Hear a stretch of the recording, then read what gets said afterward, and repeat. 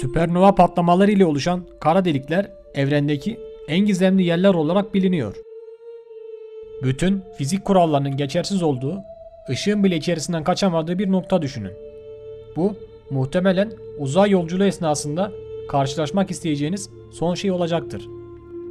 Ton 618 ismi verilen bu kara delik devasa boyutlarıyla diğer kara deliklerden kendisini ayırıyor. Dünyadan yaklaşık 10 milyar ışık yılı uzaklıkta keşfedildi. Üstelik bu kara delik Güneş'ten 66 milyar kat daha büyük olan devasa bir kuasar. Devasa kütlesi nedeniyle bu kuasarı şimdiye kadar keşfedilmiş en büyük kara delik olarak biliyoruz. Sayılar büyüdükçe hayal etmesi zorlaşacaktır. İçinde bulunduğumuz Samanyolu galaksisinin kütlesi 64 milyar güneş kütlesine eşittir.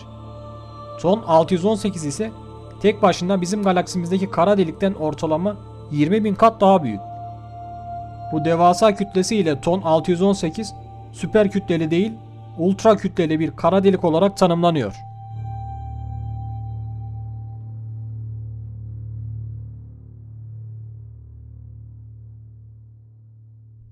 Bir yıldız düşünün. Parlaklığı ortalamanın 5'te 1'i kadar azalıyor ve sonra tekrar normal değerine geliyor. Parlaklığı bir anda değişen bu yıldızın eşi benzeri bilinmiyor. Peki ışığı bir açılıp bir kararan bu yıldızın gizemi ne olabilir? Nedeni halen tartışma konusu. Kimine göre çevresinde bir toz diski var ve bu disk parlaklığı sürekli değişiyor gibi gösteriyor. Kimine göre de çevresinde anormal yörüngesi olan bir gezegen var. Bizden yaklaşık 1000 ışık yılı uzaklıkta yer alan bu yıldız öyle dikkat çekici ki yeryüzündeki tüm teleskoplar o yöne çevrilerek bilgi ve veri topladı. Yapılan araştırmalar sonucunda nedeni tam olarak tespit edilemese de yıldızın etrafında Satürn halkalarına benzer bir toz bulutu olduğu ve bu yüzden yıldızın ışığında dalgalanma olduğu düşünülüyor.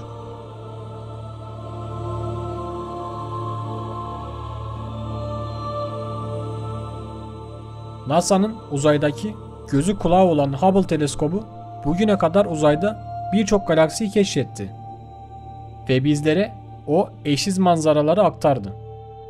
Birkaç yıl önce Hubble teleskobu evrendeki en eski yıldızı keşfetti. Peki bunu nasıl anlıyoruz? Bir yıldızın uzaklığı hesaplanırken astronomlar ışığın dalga boyunu, gücünü ve daha birçok yöntemle yıldızların uzaklığını ortalama bir şekilde hesaplayabiliyor. Ama bu kez garip bir olay yaşandı. Hubble'ın ölçümlerine göre bu yıldızın 14,5 milyar yıl yaşında olduğu duyuruldu. Evrenin yaşı 13,8 milyar yıl olduğu düşünülünce bu yıldız nasıl evrenden daha yaşlı olabilir sorusunu düşündürüyor. Diyelim ki 800 milyon ışık yılı hatalı hesaplandı. Bu sefer de evrenle aynı yaşta olan bir yıldızdan bahsediyor olurduk. Bu imkansız yaştaki yıldıza kendine yakışır bir isim verildi. Metuselah. Eski ahitte Hazreti Nuh'un büyük babası Metuselah'ın 969 yıllık ömrüyle en uzun süre yaşayan insan olduğu anlatılır. Bu nedenle yıldız bu isimle tanınıyor. Ve bu yıldızın bir kırmızı deve dönüşmenin başlangıç aşamasında olduğu öğrenildi. Birkaç milyar yıl içerisinde yakıtı bitecek ve bir süpernova patlaması ile son bulacak.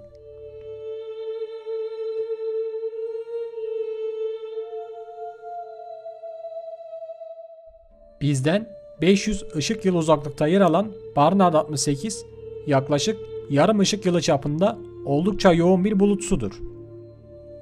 Çok yoğun olması sebebiyle arkasında kalan yıldızların ışığını engelleyerek gökyüzünde karanlık bir mağara gibi görünür. Araştırmalar bu bölgedeki gazın sıcaklığının ortalama -257 santigrat derece olduğunu gösteriyor. Bu yoğun gaz küresinin bu derece soğuk olması yeni bir yıldız oluşumuna zemin hazırlıyor. Bu gazlar yakında çökecek ve yeni bir yıldız oluşum süreci başlayacak. Gökyüzünde gördüğünüz bütün nebulalara aslında birer yıldız doğum evi diyebiliriz.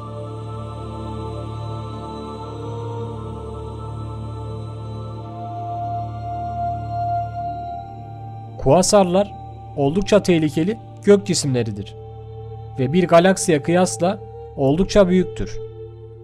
Bir kuasarın bir saniyede çevreye püskürttükleri enerji, Güneş'in yaşamı boyunca ürettiği enerjiden kat ve kat daha fazla. Bir kuasar öylesine parlaktır ki 1 milyar ışık yılı uzaklıkta yer alan bir kuasar teleskopla rahatlıkla gözlemlenebiliyor. Yüz milyarlarca yıldızın tek bir güçte birleştiği kuasarlar bu yüksek enerji sayesinde evrendeki en gizemli nesneler olarak biliniyor.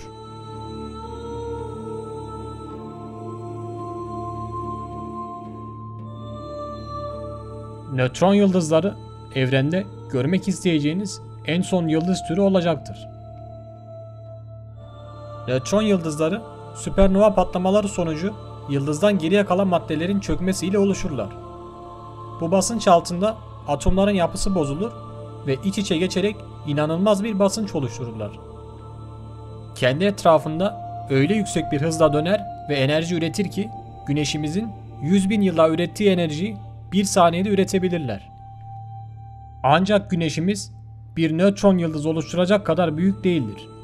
Nötron yıldızının oluşması için Güneş'in kütlesinden en az 20 kat kütleli bir yıldız gerekiyor. Nötron yıldızları evrende bilinen en ağır cisimlerdir.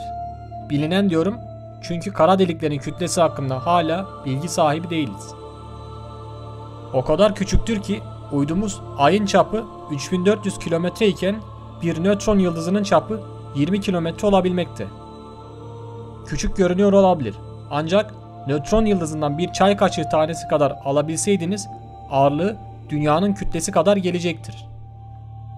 Bu yıldızların çekim gücü öylesine güçlüdür ki birkaç ışık yılı yakınlarından bile geçmek uzay araçlarının sonunu getirecektir.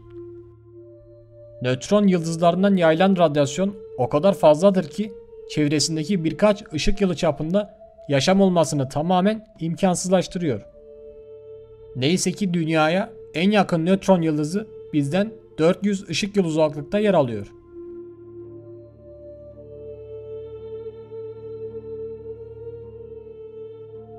Daha fazla içerik için videoyu beğenip kanala abone olarak bana destek olabilirsiniz. Bir sonraki videoda görüşmek üzere.